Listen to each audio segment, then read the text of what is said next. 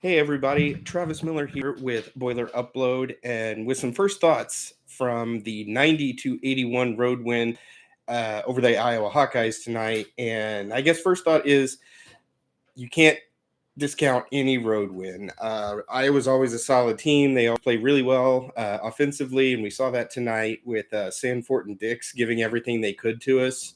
But Purdue was able to recover and got a huge night from Braden Smith and Kaufman-Renn. This was really a game I felt Braden took over. It wasn't his usual distribution way of taking over. He had some solid passes, but he only finished the game with 4 assists, which is low for him. But 31 points and hit a couple of huge threes in the first half. Let's not forget the three he hit at the end of the first half that tied the game at 36 going into halftime. And then Purdue raced out of the gate, and thanks to him and a couple of shots from Fletcher Lawyer, they were able to push the lead to 12 within about 4 or 5 minutes. So that's kind of where the game was won, with Braden taking that game over, just doing what he does. I mean, goodness. I see, need less Colvin and Heidi, more Cox and Jakari. Yeah, I kind of agree right now. CJ's playing really well as a starter. Jakari's breaking out of a bit of a early to midseason slump that he had going there. But I still trust Colvin and Heidi, and they're going to get it going here soon. Both of them are solid three-point shooters. We've seen what they can do, and I'm betting each one of them has a game where they hit 4 threes sometime later this season. So just want to keep them getting looks. Heidi had 4 open looks tonight, did knock down a big one. I think it was off of an offensive rebound. But yeah, they'll be fine. I think we have a really good rotation right now. Also got to cite Caleb first tonight. 10 points, 9 rebounds, and assist. Just one rebound away from a double-double. Hit some early free throws, and his 10 points were hard. He got 8 from the line. I believe he finished at 8 of 12 from the line. And how many times in his career has oh man, I just completely blew his name. Has Caleb first? Okay, he was 6 of 10 at the line. I'm sorry, he must have had 2 field goals.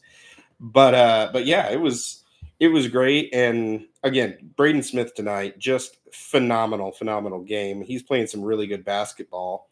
Earlier today, I was talking with Jim Coyle of the Indiana Rivals site, and he was saying that Braden Smith is probably the by far the leading candidate right now for Big Ten Player of the Year. And I think that says something when you've got an Indiana guy that says that.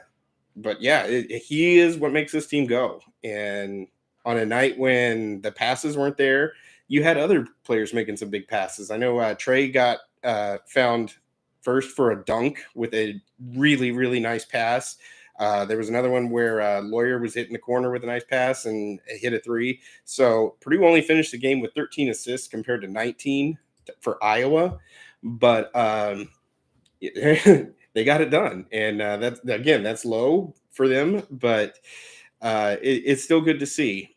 I know during the game I was talking with my son, and I mentioned that Purdue really wasn't playing their style. They were kind of letting Iowa dictate the pace. They were playing a lot of one-on-one basketball, especially with Braden Smith.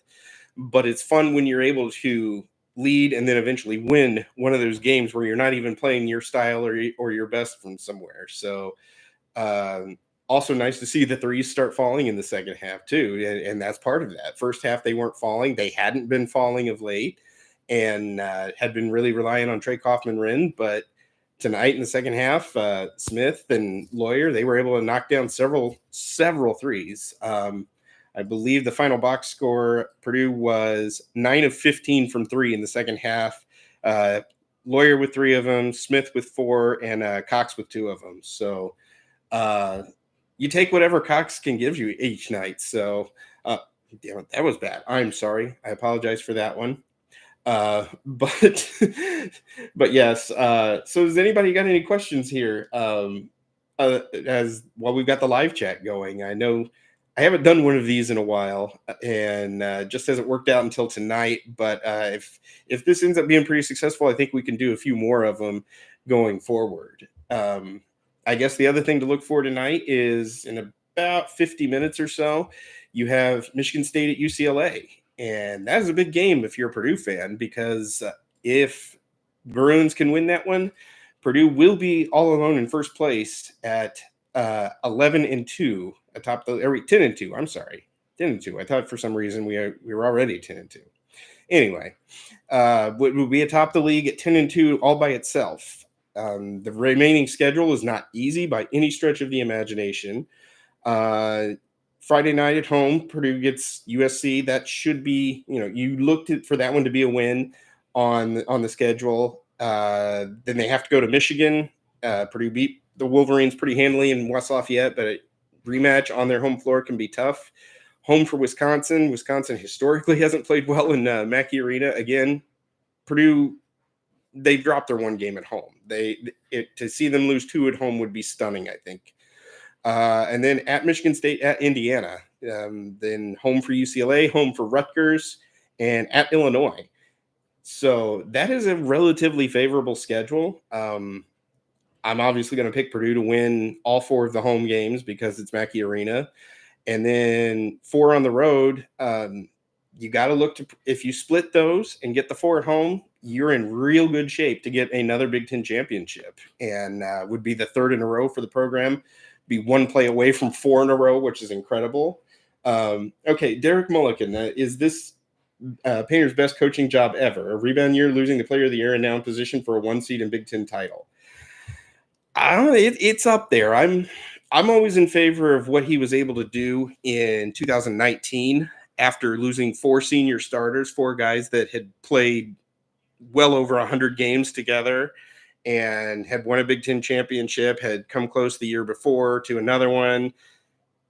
And that team was 6-5 at midseason. And after they lost the Crossroads Classic to Notre Dame, I wondered if they were even going to make the NCAA tournament, honestly. Because it just, something wasn't right. But I think a lot of people don't remember, but that was kind of Trey Kaufman-Renn. Trevion Williams' coming out party against Notre Dame in the second half. And he got it going in the second half of the season, and Purdue was able to ride it to a Big Ten title and within a second of the Final Four, as we know. So I'm kind of partial to that being Painter's best coaching job, at least in season. But in terms of adjusting to where Purdue is this year, it's got to be close to that. And it also shows you that just how good of a coach Painter is, because this would be the second time that he has completely retooled a team's focus in the span of 10 years.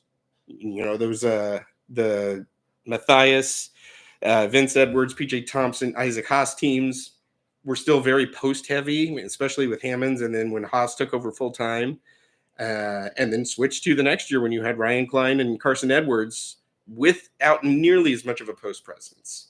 Then you go to, like you said, this year, you go from Zach Edey, the most physically dominant player of the last half century in college basketball, and you switch from that to a team that plays a lot more of a wide open style and lets Braden Smith create. So both of them are tremendous coaching jobs, I think, from Painter. He's done just a phenomenal job, and I think that's incredible.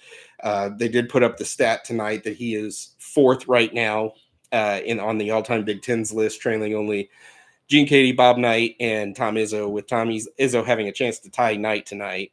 But that's just one of those, wherever Izzo puts it, it's something for Painter to go get, because he's going to be at Purdue pretty much as long as he wants right now, and I don't think anybody really has a problem with that at the moment. But yeah, I guess the other thing you can look for tonight is, as we saw the Big Ten schedule, we've got Michigan State at UCLA, and we've got Indiana at Wisconsin, and that looks big in the Big Ten standings. Wisconsin already has 4 losses, can't afford to be tripped up by a increasingly desperate Indiana team, I will say. And then at the top of the league, it's a 3-team race at the moment: Purdue, Michigan, Michigan State. And I would look out for Maryland, honestly. I think they're playing some really good basketball. I think Purdue got Maryland at a very, very good time this season, because I really don't want to play them again. I'm glad we don't have to go to College Park for that one. So Yeah, I've been going for about 10 minutes here. I see we've got a decent audience. So I do thank you for stopping by and watching me rant. I'll try to make these a little bit more regular, especially in conjunction with our on site coverage from Casey and Israel and Jace. But we do thank you for watching. Thank you for listening to us. Thank you for reading us. As always, we appreciate our subscribers. Would love to have you, if you're interested in Jace's great football recruiting coverage, become a subscriber. He's got a lot of insider info that's been phenomenal. And then, of course, Casey's features. Casey is just doing a great job for us as always and produces great features. He had a good one on Kaufman-Renn earlier today. So we do thank you for that. We thank you, our sponsor, Reindeer Shuttle, because as I've not said in a long time, driving to the airport sucks. But for that, another great win for Purdue tonight. And I am Travis Miller of Boiler Upload. And thank you very much.